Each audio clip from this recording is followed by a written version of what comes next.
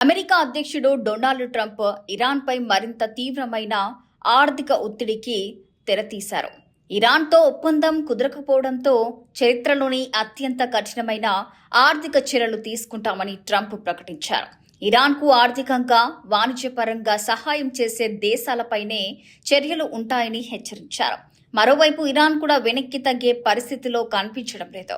యుద్ధం కొనసాగుతున్న కొద్దీ తమ సైనిక వ్యూహాన్ని మరింత దూకుడుగా మార్చుకుంటున్నట్లు సంకేతాలిస్తోంది. ముఖ్యంగా స్ట్రెయిట్ ఆఫ్ హార్ముజ్ విషయంలో అమెరికా, ఇరాన్ మధ్య తీవ్ర ప్రతిష్టంభన కొనసాగుతుంది. ప్రపంచ చమురు రవాణాలో కీలకమైన ఈ మార్గం మూసివేత లేదా అంతరాయం కొనసాగితే దాని ప్రభావం ప్రపంచవ్యాప్తంగా ఇంధన ధరలపై పడే అవకాశం ఉంది.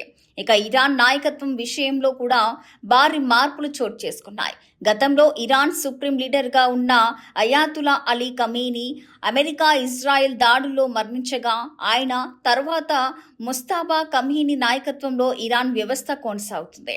అయితే అసలు ప్రశ్న ఒకటే, ఈ యుద్ధం ఇక్కడితో ఆగుతుందా లేక ఇతర దేశాలు కూడా నేరుగా రంగంలోకి దిగుతాయా? ఇప్పటికే గల్ఫ్ ప్రాంతంలో ఉద్రిక్తతలు పెరుగుతున్నాయి. ఇరాన్కు వ్యతిరేకంగా కొన్ని దేశాలు ఆర్థిక చర్యలు తీసుకుంటుండగా మరోవైపు అమెరికా మిత్ర దేశాలు కూడా అప్రమత్తమవుతున్నాయి. యుద్ధం మరింత విస్తరిస్తే చమురు, వాణిజ్యం, అంతర్జాతీయ భద్రతపై తీవ్ర ప్రభావం పడే అవకాశం ఉంది.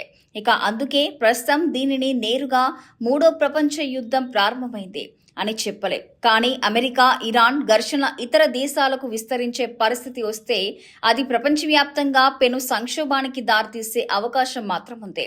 మరి ట్రంప్ ఆర్థిక యుద్ధానికే పరిమితం అవుతారా లేక మరోసారి సైనిక దాడులకు సిద్ధమవుతారా? ఇరాన్ ఎలా స్పందిస్తుంది? ప్రపంచ దేశాలు ఎలాంటి నిర్ణయం తీసుకుంటాయి అనేది ఇప్పుడు ఉత్కంఠంగా మారింది.